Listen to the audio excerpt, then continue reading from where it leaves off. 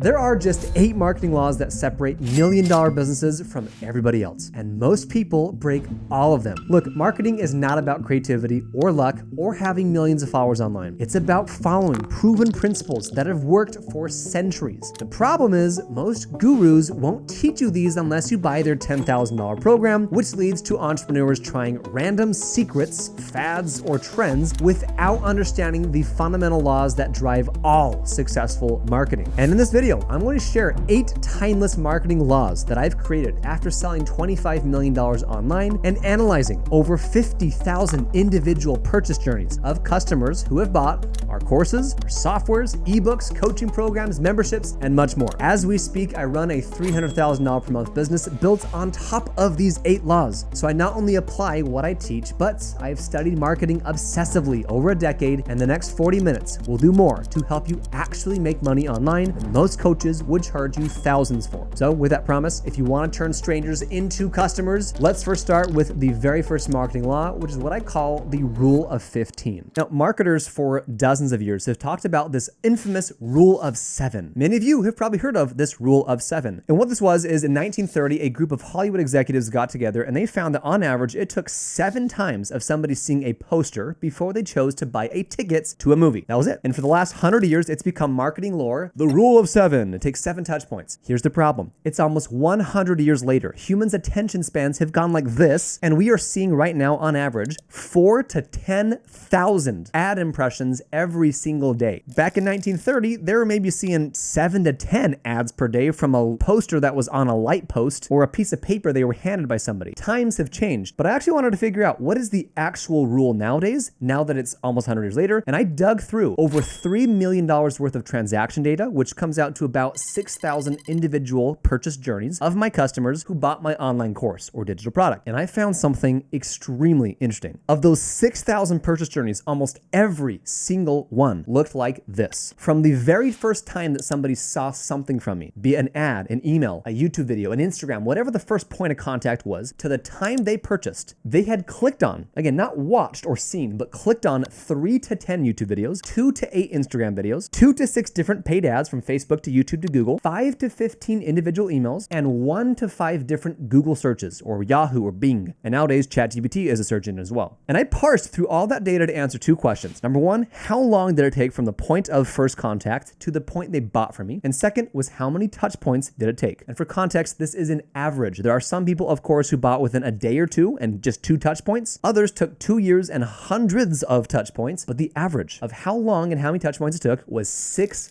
months and 15 touch points. And that is why I have coined this new rule. It's the rule of 15. It has at least doubled. Not because I think it's doubled, but quite literally, I looked and found that for my products with my price point and my offer took on average 6 months and 15 touch points. Now, of course, this can vary widely depending on what your product or service is priced at. Maybe you sell a $50,000 product. Probably going to take a lot more touch points and a different sales process. Maybe you sell a $10 product. That might take less touch points. Don't get so caught up in the semantics and like the actual rule of 15. It's more of a principle. The point is, it takes a lot of touch points. And here's the skinny. Many of you market like a weirdo. You're proposing to people on the first date. Hey, would you marry me? I have no idea who you are. I don't trust you. I don't know if I like you. I have no relationship with you. For the same reason, when you market to people, you have to understand that people take time. And when I finally got down to a specific number of how long and how many touch points it actually took me to get my average buyer to buy, it completely changed the game for me when it came to marketing. First off, I changed my expectations. I stopped trying to play this instant gratification game of launching a video or an ad or a thing, an email, and then expecting some flood of sales and leads to come through. It's a process. It's a very big long-term game. The best marketers on planet Earth are playing a very long game. The ones who quit really fast are those who are surprised that, what the heck, I was told I could just make a video and then everything just magically falls into my lap. Folks, if you want the ultimate secret to marketing, it's that you are under marketing by a mile. And if you just did nothing else but increased the amount of volume that you post and market yourself with, it is inevitable that you will succeed, which leads perfectly into the second law of marketing that has completely changed all of my businesses. And that is that volume negates luck. You do not need to outmarket or out copyright or outsmart your competition. You need to out math them. Marketing is a numbers game. I just showed you how it took 15 touch points and 6 months for the average consumer from my market market in my offer to buy from me. And of course, pure skill and genius and just marketing know-how helps. Maybe some of you have that natural knack. Most of you watching this video do not have it, and that's perfectly okay because the numbers are on your side. There was a mathematician named Jacob Bernoulli that ran one of the most famous experiments called the Bernoulli trials. He set out to answer one extremely important question, and it was how many attempts or tries does it take on average to have a certain level of confidence that you will succeed in anything? How many at-bats does it take to hit a home run? How many videos do you have to post to hit 100,000 subscribers? How many songs do you have to write to find a hit single? How many blog posts to rank #1 on Google? How many investors do you have to pitch to get the check? He made this super complex mathematical algorithm that found how many tries or attempts it takes to be 95% certain that you would be successful in whatever that thing was. Using a very real example, growing on YouTube. Many of you watching this want to grow a following. Maybe it's on YouTube, Instagram, TikTok, doesn't matter. Well, quick question for you. Do you know how many views your YouTube video has to get to be in the top 1% of YouTube videos in the world? Top 1%. Take a guess.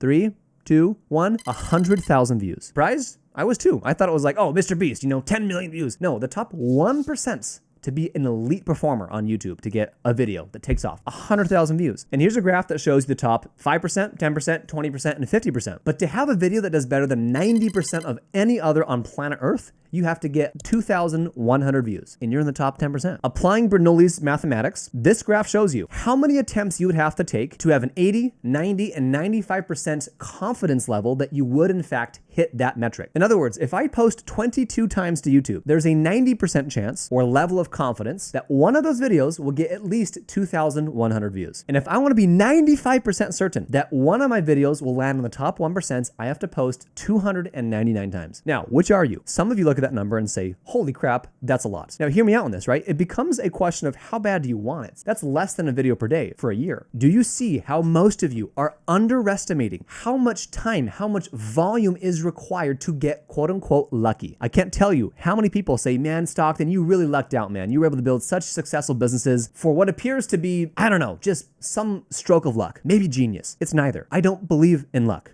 I just don't. Luck is a constructed thing. Who is more lucky? The person who takes 100 throws at a dartboard or the person who takes 5? If I hit 3 bullseyes because I took 100 throws, you can call that luck. I call it volume. I design my own luck and I give myself more opportunities to expose myself to the all-being luck god, if there is one. If luck is a real thing, it is our jobs to expose ourselves to the highest probability that we can get a stroke of luck. And it's for that reason it's kind of contradictory. I just don't think luck is a real thing at that point. It's a volume thing. I call this the hype cycle. Anybody when it comes to marketing, making contents, YouTube videos, Instagram videos, making ads, we all know what we have to do to market ourselves, right? We come in with an uninformed optimism. Life's gonna be great. I can't wait to film some contents. I can't wait to market myself. What could go wrong? Uninformed optimism. Then comes level 2, informed pessimism. Wait a minute. You know what? Speaking to a camera kind of sucks. I'm not very good at it. This takes a lot of time. Copywriting's kind of hard. I have to edit my videos? The algorithm hates me. What is this? You start to recognize, oh, things take work. It takes effort. That's kind of weird. And then comes level 3, where 60 to 85% of people quit. This is where the most casualties happen when it comes to anything in life, but for sure with marketing, is the valley of despair. I've been posting for a month and a half. No one's watched any of my videos. I'm getting 100 views per video. I'm losing money. I've not made any sales. I still suck at talking to the camera. I still suck at copywriting. Marketing is impossible. And so people quit. But here's the saddest part in the reality. Everybody, including myself, has gone through this valley of despair. Those who make it through it finally get to see the informed optimism that comes on step 4, where they recognize, oh my gosh, this is starting to work. My efforts are compounding. I'm getting the hang of this. I'm getting better. And then finally they reach the success and fulfillment at step number 5. What most of you don't see is it takes, on average, 2 to 3 months of doing something just to get to the valley of despair. Just to arrive at the worst possible point in this whole journey, it takes 3 months. And yet some of you with your marketing are expecting to win and succeed at month 3. That is your problem. Dyson built 5,271 prototypes before their first vacuum worked. WD-40 worked only on the 40th version, thus why it's called WD-40. The Beatles played in 1,200 gigs before finally making it big. And when I say gigs, they were playing at the red light district or at clubs or venues, events, literally being background noise that nobody cared about 4 to 8 hours at a time, 1,200 times over and over again before they became what we know, the Beatles. This is the cold hard reps that nobody talks about with marketing. Everyone wants to give you trends and hacks and secrets that work today and expire tomorrow. This is marketing, folks. You have to be willing to play your music to nobody for a longer period of time than than any reasonable, typical person is willing to before you find success. And with that, to help you not get so discouraged about chasing views or subscribers or these vanity metrics, I want to talk about the third marketing law, which is the 4 rings of content. It's no surprise that content is the lifeblood of any business. Those who make content have more leads, more clicks, more sales than they know what to do with. But content's hard. So let me help you unpack what content actually is and the 4 jobs that content serves. Anything you create, whether it's an ad, an Instagram video, YouTube video, TikTok, Pinterest, LinkedIn, and the millions of other places that you can post stuff to, content, right? Every piece of content has 4 main jobs. You either are trying to get views, which is impressions, it's reach, it's attention. You're trying to get followers. These can be subscribers. These are loyal people who are choosing to get notified anytime you post the next time. You're trying to get leads. These are people who exchange contact information, their email, their phone number. Maybe they book a call with you. Maybe they join a free trial. Maybe they download something from you, a lead magnet. Or fourth, it is to get sales, actual revenue, money hitting the bank. The customer takes out their cards and they put it into your hands. Those are the 4 main jobs that any piece of content serves. Almost every beginner marketer, I swear, on planet Earth misunderstands these 4 jobs, and everyone goes after views and followers. When you take these 4 jobs of content and you put it into this big giant Venn diagram, there are some intersections that are super important to take note of. Some content you make might only accomplish one job. It might only get views or only followers, or maybe only gets leads or only sales. One tier deeper, there's an intersection where some content gets you both views and followers, or it gets you views and leads, or maybe leads and sales, followers and sales, etc. Then you go another tier deeper where you've got an intersection of 3 where you can make content that gets views, followers, and sales. And the golden goose intersection is when you can find content that accomplishes all 4. These are rare ponies, these are unicorns, but when you find them, that's when you got to double down, triple down, and repeat that process, optimize, and rinse and repeat. Here's the mistake. Everybody follows vanity metrics, and I am no exception. Let me show you my Instagram channel. This video right here got 3.1 million views, 140,000 likes, and this brought in a whopping 60,000 followers in a 14-day time period. It was wild. It was like they wouldn't stop coming. It accomplished job 1 and 2 of getting views and followers exceptionally well. What's the problem? This video here brought in no measurable impact in terms of leads, sales, website visitors, etc. It was just a fun, entertaining video about marketing. I gained 60,000 followers. I would estimate about 5 to 6% of those people who actually followed me from this video are my ideal demographic. And this applies to everyone, by the way. Look at some of the big dogs like Alex Hormozi, 3.5 million subscribers. But look at his videos, right? The ones that are niche, where he makes content for the people he actually wants to reach. 141,000 views, 321,000 views, 193,000 views, 200,000 views, 180,000 views. Most of Alex's content he is making not for the masses. This number looks so sexy, 3.5 million followers. My Instagram channel, I gained 76,000 followers. How many of those people actually matter to me? How many of them have high intents who I'm trying to actually service and will eventually buy my product and service? When you chase this intersection right here of views and followers, you're going after vanity metrics. I learned very quickly that views and followers don't make me money. They can if you use it successfully and correctly. But when you're chasing views and followers, it's so easy to get discouraged. You're looking at the numbers like those are what dictate your success. But if you're a business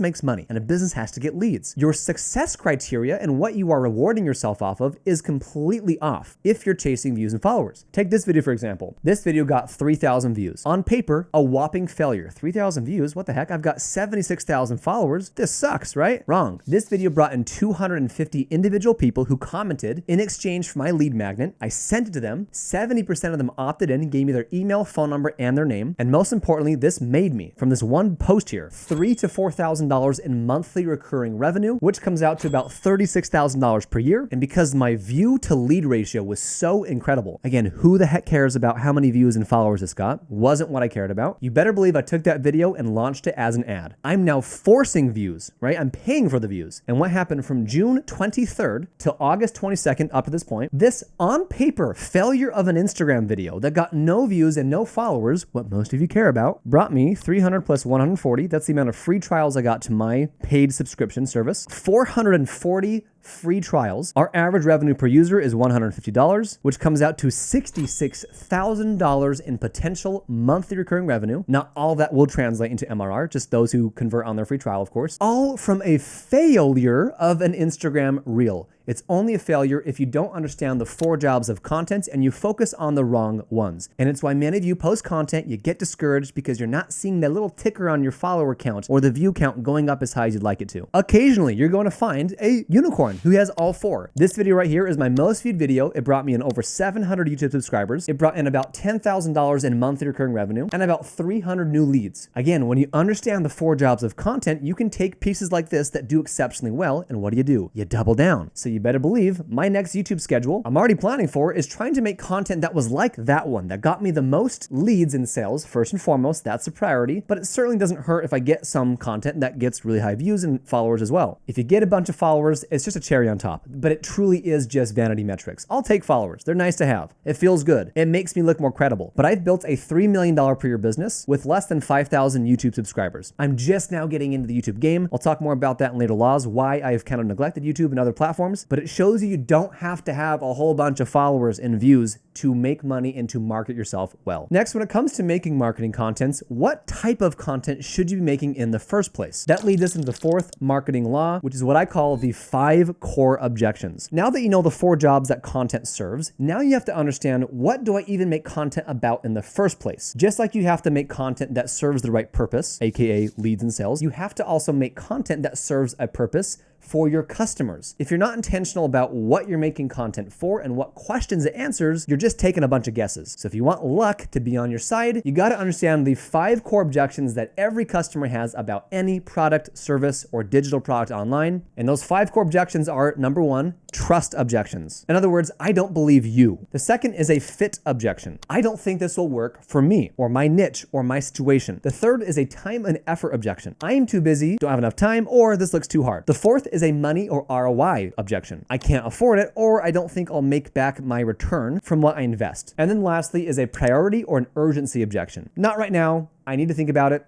Talk to my wife, talk to my dog, blah, blah, blah. Just not a priority. Any no or objection you get from your customers can fit neatly into one of those 5 core objections. And if you watch my content on Instagram, YouTube, if you look at any of my ads, my emails, you will find that every single piece of content that I make is always answering one of these 5 objections, either directly or indirectly. So let me show you examples for each of these 5 so you can apply it to your own content. First, the trust objection. I don't believe you. This looks too good to be true. You're one of those gurus online who just says they make a bunch of money and blah, blah, blah. This is one of the biggest objections I get in my space because unfortunately, the online space of making money online, teaching others how to build businesses has been tarnished by Ferrari bros and cigar smoking yacht goers who are on a boat with girls in bikinis drinking champagne and living the life on your own terms, right? Super dumb. It kind of puts me, someone who builds legitimate businesses and helps actual people, in a weird spot where I have to actually fend for myself and vouch for the credibility and authority that I have. So with each objection, there is a love language you have to speak to overcome it. The love language for trust objections is verified proof and transparency. So in my content, I always lead with my credibility, my authority. If we are to help you to build online courses, we kind of have to show that, hey, we actually sold one course past $25 million in sales in the filmmaking niche. Then I sold my second course. We sold $4 million worth of that one. And then right now we have a business currently doing $300,000 a month. As annoying as it is that I have to put that in all of my contents, I have to in my niche. Maybe in your niche, it doesn't matter as much, but everybody is wondering, why should I trust you? If you don't have any results or evidence to back up who you say you are, it's hard to want to listen to you for anything. Second is fit-based objections, right? Well, my situation is different. My niche is different. I don't live in the United States. Does it work there? I'm not a techie person. One of the biggest objections I get for course creators that I teach is I don't have a following. If I don't have a following, I surely can't succeed online. And so what do I do in my marketing contents? I go out and I find dozens of my own students that I have taught and coached myself. For example, these 3 here, Bridger Pennington, Simon Booth, and Joe Simpson. All 3 of them had either no following or a very small following. Bridger Pennington started with nothing, and he has to date sold over $10 million of online courses. Again, he's a unicorn, but that's a really good piece of marketing content, right? Simon Booth, same thing. He was making $10,000 a month before he ever hit 1,000 followers. Joe Simpson probably had the most followers. He had about 8,000, 10,000 YouTube subscribers. Still a pretty small following, but he made $100,000 in his first 30 days of launching an online course. So from a marketing standpoint, I'm going to reach out to those people. I'm going to do interviews with them. I'm going to sit down. I'm going to make them tell me, what did you do? This is the biggest objection I get. Let me make some content around it. I make Instagram reels. I make retargeting ads for Facebook, YouTube. I make a long form podcast podcast, sitting down with these people to talk to them and hear them out. And I post that. The love language for fit-based objections is specificity. You got to be very clear on this applies to this exact scenario. You might have 10 really common objections people constantly have. Well, you got to make content that laser targets that one objection, and you don't have to try to make it the most entertaining thing in the world. We're not trying to go viral. Some of you think I have to address this objection and I have to go viral. It's like, dude, most of these objections are so specific and so niche, you have no chance of going viral. You're not going to get a bunch of views and followers from this, so don't try to. But because you think that content is always attached to virality, you're shooting yourself in the foot when you're actually only trying to cater to the 200 to 300 people in your audience who have that exact pain point, and a good chunk of them are going to end up booking a call with you, buying your thing, etc. Third is the time and effort objection. I don't have time. I have tech overwhelm. This looks like a full-time job. I don't want to do this. It looks like too much work. The love language here is effort reduction. You have to show that in your marketing content. So what do? First off, it starts by making exceptional products. You have to have something that actually solves these issues. Your offer as a whole should hopefully reduce the amount of effort and time required of your markets to get the end result they desire. If you have a product, well, now it comes into marketing it well. So what did I do? One of the biggest pain points that my market of course creators have is like, man, it takes so much time to research my course idea and if it's going to work or not. It takes so much time to make my first website. It takes so much time to design my course curriculum and the outline. So I spent 6 to 12 months and tens of thousands of dollars on AI developers to build back-end micro tools powered by AI that does all the market research for them. It builds the first website for them. It builds a whole course curriculum for them. I build the email copy for them. And I already showed you one example, this market research video. That's a piece of content that I made addressing the time and effort objection my market has. Didn't go viral, didn't take off, but it got leads and it got sales. I pumped money behind it and I get more leads and more sales. That's the marketing flywheel, folks. It started with an objection, a time and effort-based objection. Did the same thing here. 100 hook templates. People hate copywriting. They just want the best, most proven 100 hook templates to write their content. So I made a tool. Saves them time, saves them efforts. This one actually got close to 10,000 views, so better than normal, but by no means viral. Again, same thing, 200 plus leads from this. Got a bunch of leads, got a bunch of sales. That tackled a time and effort objection. Fourth, we've got the money and ROI objections. This all comes down to, will I get my money back? Will I get my investment back? And this doesn't always just mean money, by the way. It can also mean investment of energy, effort, sacrifice. The general objection here is, don't know if it's going to work. I don't know if your product will do what it says it does. And therefore, the love language for this objection is to speak in terms of math and risk reversal. So real life example, Time Filmmaker, our first online course that we sold. 5 years into this, we found that our product was so good at helping filmmakers to land jobs and actually make money as a filmmaker. So good, we ran a poll and we found that on average, 86% of filmmakers got a 10x return on their investments within 6 months of buying our program. That, folks, is a really good statistic. That's a very powerful piece of marketing content that is, again, starting from a data point, it's math, that I can then use, and you better believe I turned that into email copy. We made some content around it, made a YouTube video around it. We can put that in our ads now. People need to see the mathematics. What's the average success rates? What's your refund rates? What's the success rates on this pill to make my hair grow back? What's the average amount of money I can expect to make doing X, Y, Z? Whatever. Now, you got to be kind of careful here when you're making these guarantees and promises of how much money you can make, the time frames around it. I like to give averages. I don't make claims. You got to be very careful there. But mathematics, testimonials, reviews from real life people help others to overcome that money and ROI objection. And the fifth is priority and urgency. I'll do it after I finish my website. I need to think about it. I need to talk to my wife, my dog, my secretary. The love language here is opportunity cost and timing. So again, when it comes to making content around this objection, I'm constantly trying to help my course creator audience find that, hey,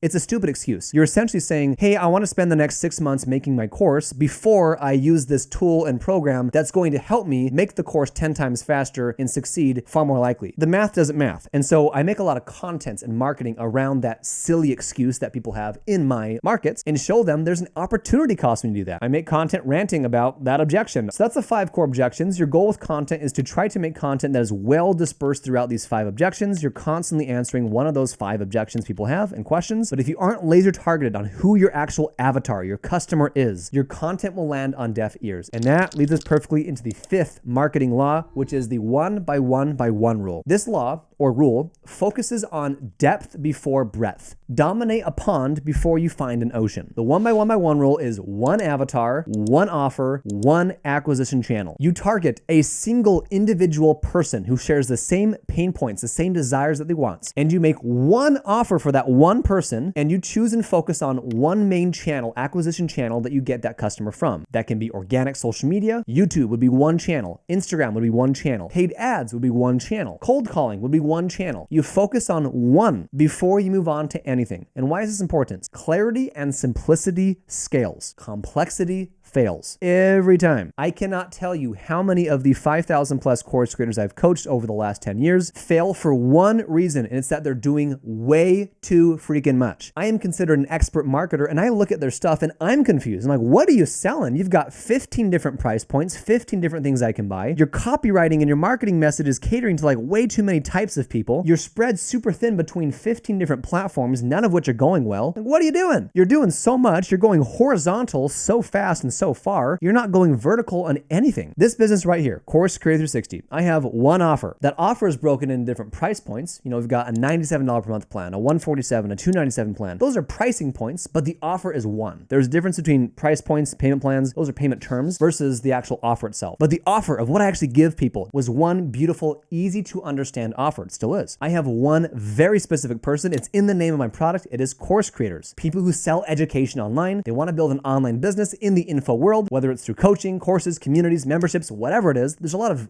venues and vehicles to do that. But again, the avatar is very clear. And I went all in on Instagram. That was the first channel that I just, for some reason, found the most success with. That got me to $30,000 a month just by doing Instagram. Once I did that, and only after I succeeded with that one channel, I then broke into Facebook ads. Facebook ads got me to $250,000 a month. That was my second acquisition channel. Now, 3 years later, with this specific business model, I'm now branching into YouTube organic. I've neglected it. At the time of recording this video, I've got 6,000 subscribers. Nothing really to write home about, right? But it's because I've been in the trenches building a business, focusing on other channels that worked well. I could have gone into YouTube and said, man, it's embarrassing. I only got 6,000 subs. I better go and spread myself thin and try to post to everywhere and just see which one lands. But no, I focused on the one that was making me money, the one that was getting the most traction. And then I moved and graduated to other ones. And now, after the YouTube ads, the next step is YouTube paid ads. Full-time filmmaker, very similar routes. We started on YouTube. That was the first platform and acquisition channel that took off for us. After doing that well, we then jumped into Facebook ads and then Instagram organic, and then YouTube ads came after. But you have to resist this urge of, number one, going after too many potential avatars. I want to help course creators, but I also want to help real estate people. But I also have a lot of passion and skill set in helping underwater basket weavers. Too confusing. You got to pick one. You got to get some clarity on your offer. Even full-time filmmaker, for example. Here's a look at our website. Notice how there's an opportunity to create a lot of complexity, but we don't. We've got a whole bunch of mini courses, right? We teach the technical part of filmmaking. We teach the editing, the Premiere Pro, Final Cut Pro. We teach wedding videos. We teach real estate videos. We teach commercials and music videos, travel videos, smartphone videos, seamless videos. We even teach photography, GoPro mastery, lighting, YouTuber, drone mastery. We teach it all, right? A beginning marketer will take these offers and they will sell all of them. Pick your poison, right? Whatever you want to choose.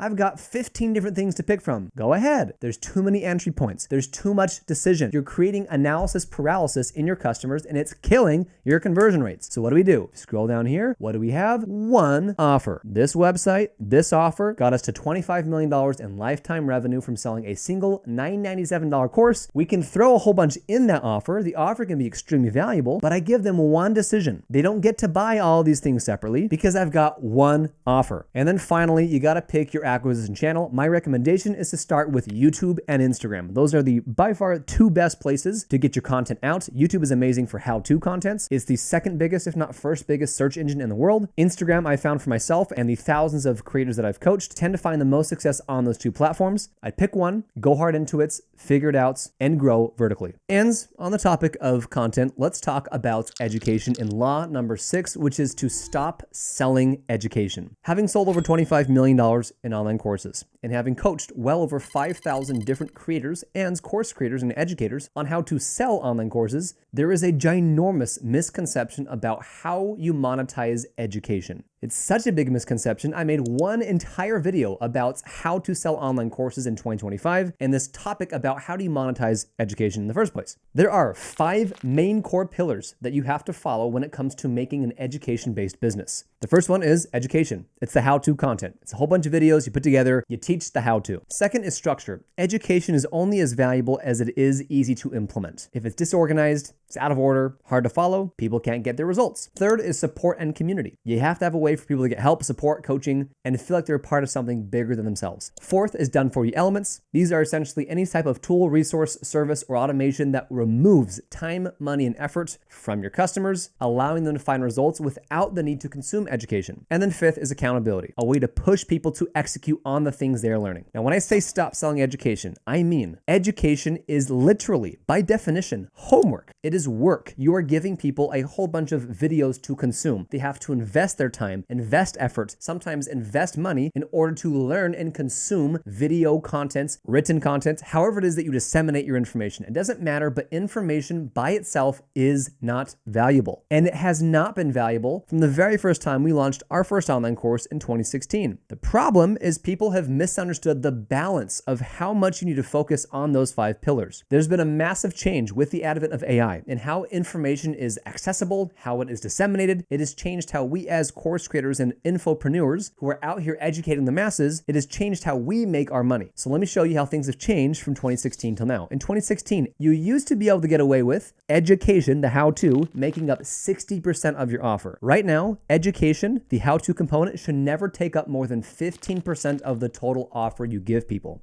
A massive shift. Second, structure used to be 10% of the battle in 2016. Now, with the explosion of information out there, more accessibility than ever before, structure is more important than it's ever been. It's now doubled to 20% of your offer. Support and community in 2016, I would say made up 20% of the battle. Having a group or community where people can go to get support, coaching, and resources, right now it is unchanged. I still believe it's at 20%. I don't think it's more or less importance in the last 10 years. People have always loved it. It's always been a huge part of your offer. But number 4, this is the one that's changed the most. Done-for-you elements used to make up only about 5 to 15% of your total offer. In 2025, and in my opinion, forevermore, it is going to make up at least 35% of your offer. People want execution. They want implementation. They do not need or want more info. They can get information from YouTube. They can get information from ChatGPT, from AI tools. Info alone is not impactful. It's not valuable. People want the end result that comes from the information. The information is simply just a means to an end. Some of you are extremely ineffective in creating the education. It's out of control, it's sloppily put together, it's lazy, and that makes it even harder for your customers to get results, but people want results. And done-for-you tools, AI tools, templates, checklists. There are dozens of different categories of done-for-you elements. I made a full video here that you can go watch to learn more about it, but times have changed. And then, of course, 5th is accountability. Used to take up about 5% of the battle. Now, I'd say it's at least 10%. Obviously, I think that on the high end, you should have some levels where people can get more accountability. And for that accountability, they have to pay more normally because normally humans are more invested. You've got coaches, but there are ways to have automated forms of accountability that we use inside of our online courses. And of course, when you join a 30-day free trial to our software, you can see exactly how we use all these 5 pillars in our products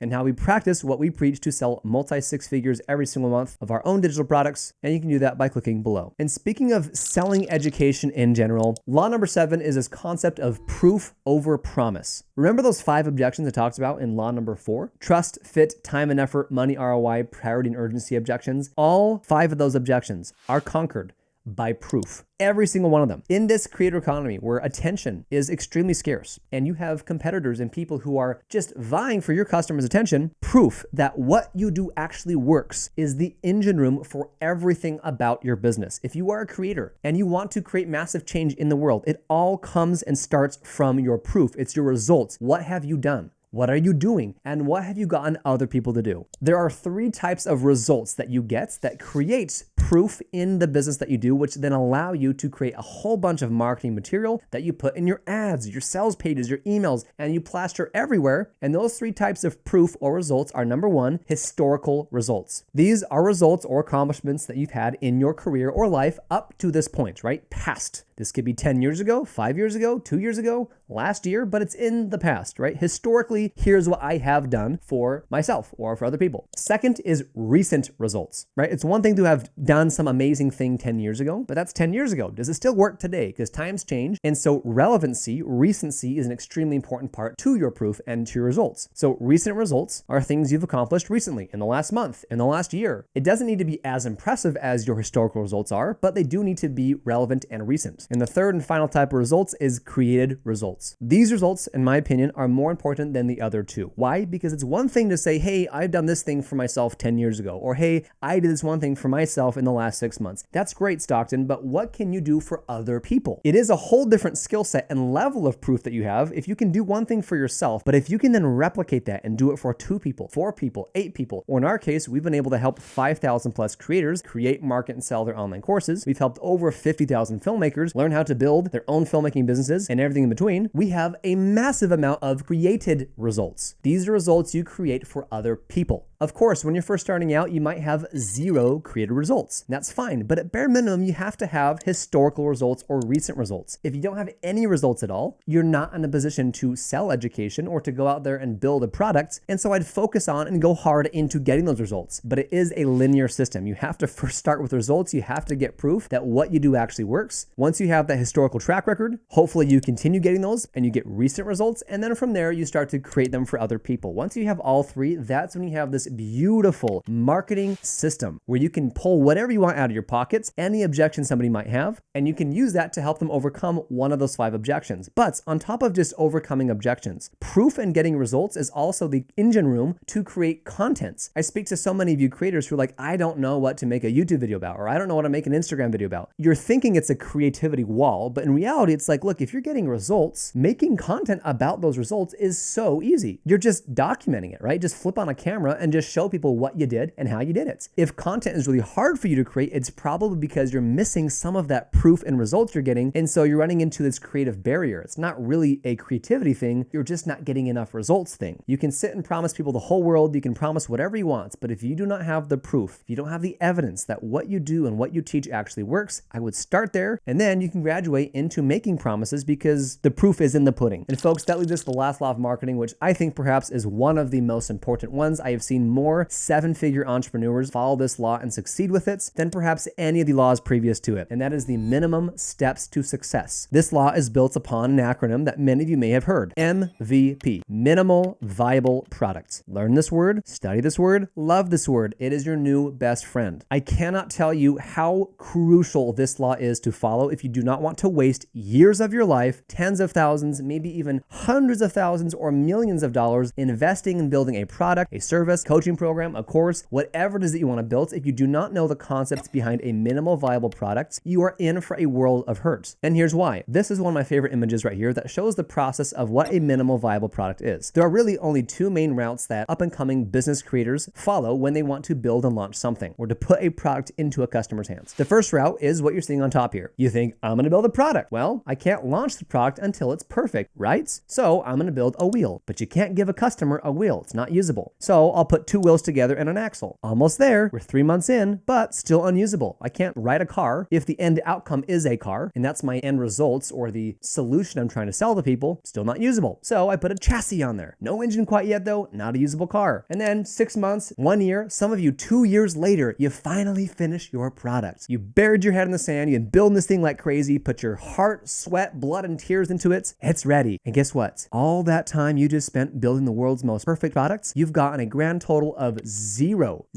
feedback from any real customer. And guess who puts money in your wallet? Customers. Route number 1 is where most entrepreneurs and people who are building businesses fail. It has nothing to do with your product. It's how you built the product that doomed you to failure from the moment you started. Enter route 2. Route 2 launches products to real customers, giving you real feedback in real time, imperfect but complete stages. The end result is still the same. I want to build a car. That is my product, right? I want to get people that end result, that end outcome, to take them from point A to point B and to get there really fast. So I'm going to start with a skateboard. Is it perfect? Definitely not a car. It's not what the end result is, but it works. So yeah, the customer may not be happy, but they can give you feedback. They can tell you what about the skateboard sucks, what about it is great, which then leads you to a second variation. I'll make a scooter now based on the feedback and what I'm hearing from customers and what they want, which is a little bit better than a skateboard. Again, imperfect, but complete. It's usable, which then turns into a bicycle. Far faster, far superior to both a skateboard and a scooter, which then leads to a motorcycle. Now I've got an engine. I'm getting close now. Now at this point, customers are happy, they're getting really close, and your product and the time to build a product is going extremely fast because you're getting so much good feedback from customers. They're the ones building the car with you. Whereas in route one, you've locked yourself in a closet, blah, blah, blah, blah, blah. I know exactly what to build. I'm going to just shut everyone out of my life because I have to make this thing perfect before I launch it. And by the time you get to the fifth and final step of this MVP process, you've got a beautiful working car. But here is the main difference between route one and route two. Route one may have taken you 2 years to get to. You got no feedback. You've made zero money because you can't sell any of the first 3 revisions of your product. You launch to crickets by the time it's done because it's taken so freaking long. People have moved on. Other products have already entered the markets. You're now obsolete. Whereas route number 2, you make money as you go, which is extremely important as somebody who's trying to build something and start a business. Nothing is more discouraging than building something and putting your blood, sweat, and tears into a product, whether it's digital or physical in nature, and it just flops. Money is the momentum that you need and the validation that you need from the market that tells you, I want this thing. And to prove that I want it, I'm voting with my credit card. You get worlds of feedback. And what you'll find in this process is what Joe Simpson found. Joe Simpson was one of our most successful course creators. He started building his online course in route 1. He was going to wait until it's perfect, and then he's going to launch it. He started getting super discouraged. It was like 3 to 4 months in. He reached out to me extremely frustrated about the pace that he was going. He was super worried, very anxious that nothing was going to work, and this whole online course idea was a big sham. So I hopped on a call with him and I said, Joe, launch it right now. I looked at his course. He had 20% of his course completed, which is plenty. That is a scooter. In fact, in his case, it may have even been a bicycle. It was a lot. It was plenty for the customer to go through and to get the end result and end outcome that he promised people. He bit the bullet. He launched early with less than 20% of his online course finished. He did $100,000 in a 30-day time period. And you know what he found? First off, not a single person refunded, not one. But number 2, he found that he was building the wrong product. All these people flooded into his product